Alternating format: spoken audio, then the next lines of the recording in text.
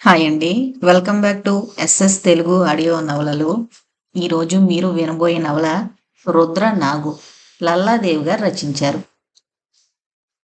పాలు తాగి పడుకున్న పాముల నిండుగా కన్నుల పండుగగా గుండెలు సందడి చేసేలా ఉంది నాగుల కోన.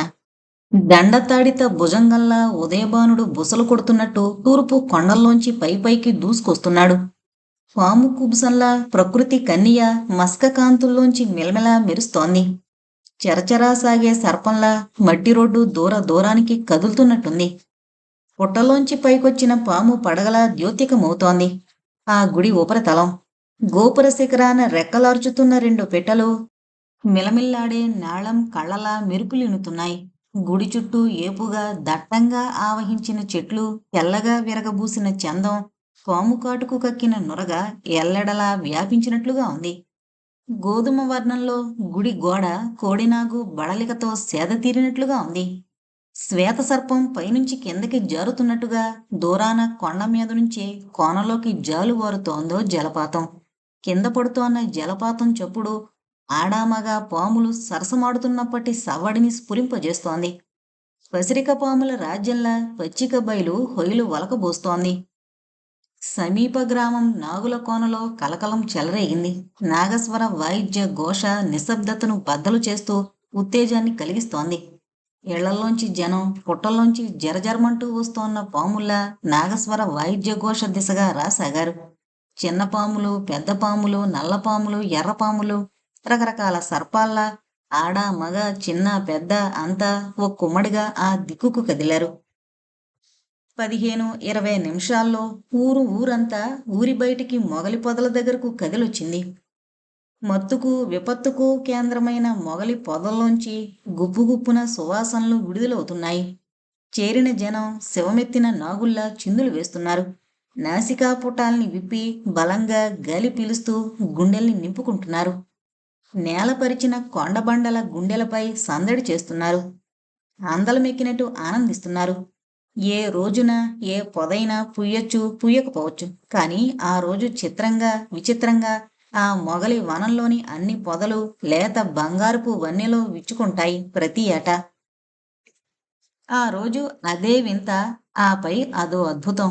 దేశ విదేశీయ పర్యాటకులను సైతం ఆకర్షిస్తోంది, అబ్బురపరుస్తోంది. అందానికి అందం, పరిమళానికి పరిమళం, ఆకాశం అంబులలోకి దూసుకు వెళ్లే సుగంధం, ప్రకృతిని పరవశింపజేసే, మనిషిని ఉన్మత్తుణ్ణి చేసే అందం, సుగంధం, అద్భుతమైన అనుభూతికి అంకురార్పణ ఆ ప్రదేశం. పాము చర్మం లాంటి చారల దుస్తులతో, పాము మెలికల్లాంటి విన్యాసాలతో, పాము పడగల్లాంటి తలపాగలతో, సర్పముఖి లాంటి ముఖాలంకరణతో 12 మంది స్వరబూరల్ని మీటుతూ నాగస్వరాన్ని మరిపింపజేస్తున్నారు. వరుసగా ఒక్కో మొగలి పొద చుట్టూ తిరుగుతూ వలయాకారంలో చూపరుల్ని ఉర్రు తొలగిస్తున్నారు. స్వరబుర్రల్ని ఊదుతుంటే ఊరెల్లా పొంగుతున్న బుగ్గలపై ఈసుతున్న మెరుపులు విచిత్ర భ్రాంతులకు లోను చేస్తున్నాయి. కంఠనాళాలు సర్పగొంతుకల్ని భ్రమింపజేస్తున్నాయి. అరగంట సాగి మొగలి పొదల ప్రదక్షిణలు ఒక కొలిక్కొచ్చాయి. ఓ పెద్ద పొద దగ్గర ఆగిపోయాయి. బుసలు కొట్టి కొట్టి పగ తీర్చుకున్న పాము పొట్టలోకి వెళ్ళిపోయినట్టుగా అంతటా నిశ్శబ్దం చోటు చేసుకుంది. అందరి కళ్ళు ఆ పొదపైనే. ఎవరి మట్టుకు వారే ఊపిరి బిగబట్టారు. అంతలో ఆ మొగలి పొదలో అలికిడయింది. తప్పించుకుపోయిన పాము ఉనికి పసిగెట్టేవాళ్లలా జనం చెవులు రిక్కించారు, కళ్ళు అప్పగించారు, ఒళ్ళు మరిచారు. పొదలో అలికిడి అల్లనల్లన పెరగసాగింది. పొద కదలసాగింది. చీమలన్నీ చెల్లా చెదురయ్యాక, పొట్టపై ఆధిపత్యం సాధించాక, విజయగర్వంతో తలాడించే శ్వేతనాగుల తెల్లటి ఆకారంలో ఓ స్వామి ఔపించాడు. అతని ఆపద మస్తకాన్ని అద్భుతంగా పరిశీలించడంలో గ్రామస్తులు లీనమయ్యారు. ఆ స్వామి ఒక సన్యాసి. తెల్లగా గెడ్డం నేలను అంటుతోంది. కుబుసాన్ని గుర్తు చేస్తోంది. మొలపై ఆచ్ఛాదన మినహా శరీరంపై ఇతరత్రా ఎలాంటి పీలిక లేదు. కాని అతను ఆ ప్రజలకు పీలికలా దీవిస్తున్నాడు. అతని పోలిక పూర్తిగా సర్పాకృతికి చేరువలో ఉంది. మంత్రించిన పాముల మొగలి రేకులను అధిగమించి ప్రజల ముందుకొచ్చాడు. అంతవరకు స్థాణువుల్లా ఉండిపోయిన నాగుల కోన ఆబాల గోపాలం ఒక్కసారిగా నేల కొరిగిపోయారు. సాష్టాంగ దండ ప్రణామ భంగిమలో మౌన ముద్రాంకితులయ్యారు. పాము కళ్ళల్లా స్వామి నేత్రద్వయం కరుణ రసాప్లావితమైంది. దృష్టిని సారించి దీవిస్తున్నట్టు కదిలించాడు. అడుగు ముందుకు వేశాడు. స్వరబూరలు నాగస్వరాలై ఒక్కసారిగా ఆ ప్రాంతాన్ని సంగీతభరితం చేశాయి. అంతకంతకు ఆ ధ్వని అంచెలంచెలుగా ఎగసెగసి దూరానికి ఆగిపోసాగింది. ముందు ఆ 12 మంది వాయిద్యకారులు దారితీయగా స్వామి నిటారుగా నడుస్తుండగా గ్రామీణులు అనుసరించారు. మధ్య మధ్యన స్త్రీజనం మొగలి పూరేకుల్ని, అడవి మల్లెపూ దండల్ని స్వామిపై విసురుతున్నారు. పట్టనట్టుగా పరమధ్యేయ లగ్నమానవుడై స్వామి ముందుకు సాగిపోతున్నాడు. గ్రామ పొలిమేరలు వెనక్కి జారిపోయి సువర్ణకిరణ కాంతులతో సూర్యదేవుడు స్మితవదనంతో తేట తెల్లగా మబ్బుల మడతల్లోంచి దర్శనమిస్తున్నాడు. కిరణాలు సోకి స్వామి మరింతగా ధవళ కాంతులతో వెలిగిపోతున్నాడు. గ్రామజనులు నిర్వాపారులై వెనువెంట నిమిత్తమాత్రంగా కదులుతున్నారు. వాయిద్యకారులు మరలా మ్రోగిస్తున్నారు. నడక వేగం పెరిగింది. స్వామిలో తేజం విజృంభించింది. ఊరికి సుదూరంలోని ఆ గుడి ఇప్పుడు స్పష్టంగా అగుపించసాగింది. ఆలయం దగ్గరవుతున్న కొద్దీ స్వామి నడక వేగం హెచ్చవుతోంది. జనంలో ఉత్సుకత రుద్దవుతోంది. ఆలయం ఆ పరిసరాలు పూర్తి నిశ్శబ్దంలో విచిత్రానుభూతికి లోను చేస్తున్నాయి. ఆలయ ప్రాంగణం అడుగుల ధూళిలో ఉండి అంతటా నింగిని తాకుతోన్న నాగస్వర గాలాను ఛేదిస్తూ ఓ గావుకేక పెళ్ళుబికింది. వెల్లువలా వస్తోన్న జానపదుల గుండెలుడికి చటుక్కున ఆగిపోయాయి. 2 అడుగులు ముందుకేసి స్వామి బురుకుటి ముడిచి నిలబడిపోయాడు. స్వరపూరాల స్వరాలు మోగపోయాయి. ఆ గావుకేక మారిందా చావుకేకగా? బెడ్డ మీద నుంచి తత్తరపాటున లేచి కూర్చున్నాడు రవికాంత్. ఎవరో దబదబా తలుపు తడుతున్నారు. ఎవరి గది తలుపు? 2 కాళ్లను మంచం మీదుంచి తీసి నేల మీద ఆంచాడు. దబదబా బడబడ తలుపు మీద చప్పుడు స్థాయి పెరిగింది. తన తలుపే. ఎవరో ఎందుకో ఈ అర్ధరాత్రి. నగరం ఆదమరిచి నిద్రిస్తున్న వేళ తన కోసం ఎవరో ఎందుకొచ్చారు? దొంగలు మాత్రం కాదు. దొంగల తంతు అలా ఉండదు. లేచి నిలబడ్డాడు రవికాంత్. టార్చిలైటు దిండు కింద నుంచి తీశాడు. ఉన్నట్టుండి తలుపు మీద చప్పుడు ఆగిపోయింది. ముందుకు వేయబోయే అడుగును ఆపేశాడు. క్షణం నిలబడ్డాడు. తలుపుల్ని ఉరుసుకుంటూ ఏదో భారంగా జారిపోయినట్టయింది. రవికాంత్ మెదడు మొద్దుబారిపోయింది. తల విదిల్చుకున్నాడు. ఆలోచనలు తిరిగి చకచకా సాగాయి. ఎవరో బయట కుప్పకూలిపోయారు. తన సహాయం ఆశించొచ్చి అందేలోగానే ఏదో జరిగిపోయింది. అయితే ఇంత రాత్రి తన సహాయం కావలసిన వాళ్ళెవరు? ఎవరో దుండగులు తరుముకొస్తే తప్పించుకునేందుకు అందుబాటులో ఉన్న తలుపు తట్టుంటారా? బయట చెడీ చప్పుడు లేదు. తరుముకొచ్చిన దుండగులు ఏమైనట్టు? రవికాంత్కి పిచ్చెక్కినట్టయింది. విషయం ఏమిటో తెలుసుకోకుండా ఊరుకోలేడు. దుండగులయ్యేది దెయ్యాలయ్యేది. ధైర్యం మాత్రమే దేవుడు తనకిచ్చాడు. మరుక్షణం రవికాంత్ తలుపు దగ్గరున్నాడు. మిన్ను విరిగి మీద పడ్డా తట్టుకోవడానికి, అవసరమైతే తొదముట్టించడానికి సిద్ధంగా ఉన్నాడు. తడుముకోకుండా తలుపు తీశాడు. గుమ్మం మెట్ల కిందుగా ఎవరో పడిపోయి ఉన్నారు. ఎవరు నువ్వు? రవికాంత్ చీకట్లోకి గుచ్చి చూస్తూ అడిగాడు. సమాధానం లేదు. మాట్లాడవేం?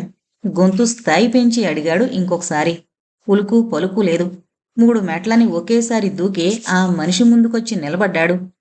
టార్చి కాంతిని ఆ మనిషి ముఖం మీదకు ఫోకస్ చేశాడు. తుళ్ళిపడ్డాడు. తలకిందులయ్యాడు. పిచ్చిపట్టినట్లుగా సుమనా అంటూ గావుకెక్క పెట్టాడు రవికాంత్. రవి నూతులోంచి వచ్చినట్టుందా యువతి స్వరం. సుమనా, ఏంటిదంతా? What happened? మోకాళ్ల మీద ఆమె ముందుకు ఒరిగి ఆందోళనగా అడిగాడు. బదులుగా ఆమె బరువుగా మూలిగింది. అతి కష్టం మీద అతని వైపుకు తిరిగింది. ఏమైంది? చప్పున చెప్పు సుమనా. ఏ రాక్షసుడైనా వెంటపడ్డా? నీకేదైనా అన్యాయం జరిగిందా? చెప్పు సుమనా. వాడి రక్తం కళ్ళ చూస్తాను. వాడి ప్రేగులు తెంపి మెళ్ళ వేసుకుంటాను. త్వరగా చెప్పు. ఆవేశంతో రవికాంత్ ఊగిసలాడాడు. సుమనలో ఎగశ్వాస ప్రారంభమైంది. అదే భారంగా నీరసంగా పెదాలు కదులుతున్నాయి. పెదాలు దాటి మాట రావడం లేదు. కళ్ళు వింతగా మెరుస్తున్నాయి. కాని ఆ చూపులో కాంతి లేదు. గుండె కొట్టుకుంటోంది. కాని ఆ చలనంలో జీవం లేదు. అంతలోనే ఆమె కనుగుడ్లు తేలిపోసాగాయి. రెపరెపలాడుతున్న పెదవులు ఆగిపోతున్నాయి. చూపు మరింత లోతులకు జారిపోతున్నట్టుగా ఉంది. రవికాంత్కు కాలు చెయ్యి ఆడడం లేదు. ఏ ఆలోచన రాక అంతా శూన్యమవుతోంది. యాంత్రికంగా సుమనని ఒడిసిపట్టి ఎత్తుకొని గబగబా లోపలికి తీసుకొచ్చాడు. బెడ్ మీద వెల్లకిలా పడుకోబెట్టాడు. లైట్ స్విచ్, ఫ్యాన్ స్విచ్ వేశాడు. బెడ్ దగ్గరికి ఓ కంగలో చేరుకున్నాడు. గుండె చకచకా కొట్టుకోసాగింది. ఏదీ ఊహించుకోవడానికి కూడా అతని మనసు సిద్ధంగా లేదు. సుమనకు ఏ కీడు జరిగినా అది ఆమెకు జరిగినట్టు కాదు, అంతకు వెయ్యింతలు అతనికి జరిగినట్టు. సుమనా! ఆమె ముఖం మీదకు వంగి ఆదుర్దాగా అడిగాడు. మూసిన కళ్ళు నెమ్మదిగా తెరిచింది సుమన. నా సుమన, ఏం జరిగిందో చెప్పు అదిరిపోతున్నాడు రవికాంత్. ఆమె చెప్పాలని తాపత్రయపడుతూ పెదవి విప్పలేకపోతోంది. అతి భారంగా రెండు చేతుల్ని అతని కేసి ఎత్తడానికి విఫలయత్నం చేసింది. అర్థం చేసుకున్నట్టుగా రవికాంత్ మంచం మీద కూర్చుని ఆమె రెండు చేతుల్ని పట్టుకుని తన వైపు లాక్కుంటూ మరింతగా దగ్గరగా చేరాడు. సుమన మాంసపు ముద్దలా అతని మీద పడిపోతూ అప్రయత్నంగానే అతని మెడకు రెండు చేతుల్ని గొలుసుల్లా వేసి ఒరిగిపోయింది. రెండు శరీరాలు కలిసి బిగుసుకుపోయినట్టయింది. రవికాంత్ ఇప్పుడు రవికాంత్ కాదు. అంతా అయోమయంగా ఉంది. తన ప్రాణానికి ప్రాణం సుమన ప్రాణాలు విలవిల్లాడుతుంటే తనేమీ చేయలేకపోవడమా? నమ్మలేని నిజం. తను కూడా నమ్మలేని విషయం. కలగంటున్నాడా? కాదు. మరి తనేమీ ఎందుకు చేయలేకపోతున్నాడు? అవును, తన స్థానంలో ఎవరున్నా ఏం చేస్తారు? ఏం చేస్తారు కాదు, ఏదో చెయ్యాలి. రవికాంత్ తనను తాను పూర్తిగా సంభాళించుకున్నాడు. సుమనా, చెప్పు. ఏం జరిగిందో చెప్పు. అసలు నీకేమైంది? రవి. ఆమె గొంతు కదిలింది. రవినే, నీ రవికాంత్నే. కుడిచేతి వేళ్లతో నెమ్మదిగా రాస్తూ ఆవేదనగా ఆందోళనగా అడిగాడు రవికాంత్. అనుకున్నంత అయింది. ఆమె గొంతు తడబడుతోంది. అనుకున్నంత అయిందా? What do you mean? Ravikant బ్రుకుటి ముడిపడింది. సుమనలో మళ్లీ మూలుగు ప్రారంభమైంది. మెలికలు తిరిగిపోవడం మొదలుపెట్టింది. అతనిలో భయాందోళనలు తారాస్థాయికి చేరుకున్నాయి. సుమన! అతని గొంతులోంచి కూడా వణుకు ప్రారంభమైంది. ఆమె మూలుగులు మెలికలు ఆమె కన్నా అతనికి దుర్భరమవుతున్నాయి. దావుద్ గడు నీకేమైనా మళ్ళీ ద్రోహం తలపెట్టాడా? సుమన అడ్డంగా తల ఊపింది. కాదు, వాడే ఏదో చేసుంటాడు. నువ్వేదో దాస్తున్నావు. సుమన మళ్లీ కాదన్నట్టు తల ఊపింది. మరేమైంది? చెప్పును చెప్పు. ఉద్రేకం కూడా వచ్చింది ఈసారి. ఆమె చెప్పడానికి తంటాలు పడుతోంది. డియర్, ఇప్పుడిక నువ్వేమీ చెప్పద్దు. చెప్పలేవు. పద, డాక్టర్ దగ్గర తీసుకువెళ్ళి లేపడానికి ఉద్యమించాడు రవికాంత్. వద్దు రవి, అంతా అయిపోయింది. నిస్సత్తువ ఆమెను పూర్తిగా లొంగదీసుకుంటోంది. అనుకున్నంత అయిందన్నావు, ఇప్పుడంతా అయిపోయిందంటున్నావు. సుమన, పిరికితనం అంటే ఏంటో ఇప్పుడు నాకు తెలిసొస్తోంది. పద, ముందు డాక్టర్ని చూద్దాం. అతని గుండె ధైర్యం పూర్తిగా నీరు కారిపోయింది. ఎవరూ ఏమీ చేయలేరు రవి, ఒక్క మాట. ఆమె గొంతు కనాకష్టం మీద పెగులుతోంది. ఒక్క మాట నాకివ్వు చాలు. హాయిగా ఇలా నీ ఒడిలో ఒరిగిపోతా. వీల్లేదు, నీకేమీ కాకూడదు. నా గుండెల్లో దమ్మునంతకాలం నువ్వేమీ అయిపోకూడదు. నా మాట విను. ముందు నిన్ను రక్షించుకొని ఆ తర్వాత సుమన, ఒక్క మాట కాదు 1000 మాటలు చెప్పు, వింటాను. నీ మాట చొప్పున నడుచుకుంటాను. అతనిలో ఆవేశం పెళ్ళుబుకుతోంది. తెగింపు కాదు రవి, ముగింపు. చెప్పినట్టు చేస్తానను చాలు. తృప్తిగా వెళ్ళిపోతాను. నేను వెళ్ళిపోతూ నా రవినైనా రక్షించుకున్నాను అనుకుంటాను. సుమన గొంతులో కోటి గొంతుల విషాదం ఉంది. నువ్వనేదేంటో నాకు అర్థం కావడం లేదు. నీకేం కాదు, నాకు అంతకన్నా ఏమీ కాదు. ముందు నిన్ను. రవి, ఇక ఆగు. దయచేసి నన్ను చెప్పని. ఏది? చేతిలో చెయ్యేసి చెప్పు. నా మాట వింటానని మాటివ్వు. ఆమెలో దీనత్వం హృదయ విదారకంగా ఉంది. రవికాంత్కు ఆమె ఆంతర్యం బోధపడలేదు. నేను మాటివ్వడం కాదు, అసలు నీ మాటేంటో చెప్పు ప్లీజ్. ఆమె చేతిని మృదువుగా నొక్కుతూ అడిగాడు. నా భయం, నమ్మకం చూసావా ఈ వాల్టికి నిజమైంది రవి. నువ్వసలు నమ్మేవాడివి కాదు. పైపెచ్చు నన్ను ఎగతాళి చేసేవాడివి. ఇప్పుడేమైంది? నీ చేత తాళి కట్టించుకొనక మునిపే నా బ్రతుకు తెల్లవారిపోతోంది. సుమన ఆగి రవి ముఖంలోకి చూసింది. సుమన! రవికాంత్ గుండె లవిసేలా అరిచాడు. నువ్వనేదేంటి? నిన్ను నిన్ను అవును, అనుకున్నంత అయిపోయింది. నువ్వు మాత్రం ఆ జోలికి పోకు. వచ్చే జన్మలోనైనా మనం భార్యాభర్తలమవుదాం. ఈ జన్మకు ఇక నాకు ఆ భాగ్యం లేదు. నా మాట విను. నన్ను మన్నించి అంతమవుతోన్న నా బ్రతుకును చూసి వాటి జోలికి పోకు. వాటిని తీసేసి మాట్లాడకు. అంతేకాదు, రెచ్చగొట్టకు. నువ్వు రెచ్చిపోకు. రవి, సెలవు. అంతే. సుమన గొంతు మూగబోయింది. తల వాలిపోతోంది. రవికాంత్ అపరిమితుడయ్యాడు. చూస్తున్నంతలోనే సుమ నోట్లోంచి నురగలు రాసాగాయి. అంతకంతకు అవి ధారలు కడుతున్నాయి. రవికాంత్ కళ్లకు బైర్లు కమ్ముతున్నాయి. మసక చూపులతో కారే నురగను చూస్తూ, నో నో, అసంభవం. అలా జరగడానికి వీల్లేదు. ఏదో దారుణం జరిగిపోయింది. పాము కాదు, పాము లాంటి మనిషి కక్కిన విషం నా సుమనని నురగలు కక్కించింది. వాళ్ళ చేత, ఆ దుర్మార్గుల చేత రక్తం కక్కిస్తాను. ఆ నెత్తుడితో సుమనకు తర్పణం వదులుతాను. అంతే అంతే. అంటూ బిగ్గరగా అరిచి ఆమె మృతదేహం మీదకు ఒరిగి రోదిస్తుండిపోయాడు. ఆ రోదనలో వేదనలో అంతా లీలగా ఏదో దృశ్యాదృశ్యం అవసాగింది. బిలబిలమంటూ అంతా లోపలికొచ్చారు. గర్భగుడి తలుపులు బార్లా తెరుచున్నాయి. సకల సమ్మోహనంగా రుద్రనాగు రాతి విగ్రహం అలంకరించబడింది. చూపు సోకినంతనే దివ్యానుభూతి కలుగుతోంది. మనసు పవిత్రంగా వినిర్మలంగా మారిపోతోంది. సుగంధ భరిత పుష్పాలతో పరిమళ ద్రవ్యాలతో భక్తజనకోటి ఏకాగ్రతకు రుద్రనాగు సన్నిధే సాక్షీభూతమై ఒప్పుతున్నట్టుగా ఉంది. ఆ రడుగుల రుద్రనాగు లోకభద్రతకు అక్కడ సాక్షాత్కరించిందా? దుష్టశిక్షణకు శిష్టరక్షణకు అవతరించిందా? ఆ చూపులో రౌద్రరసం, ఆ చూపుల అంతరాంతరాలలో కరుణ రసం నిక్షిప్తమై ఉన్నదా? భారతదేశంలో ఆంధ్రదేశంలో మారుమూల కుగ్రామం నాగులకోనలో ఈ రుద్రనాగు ఆలయం ఏ కారణవశాన నిర్మితమైంది?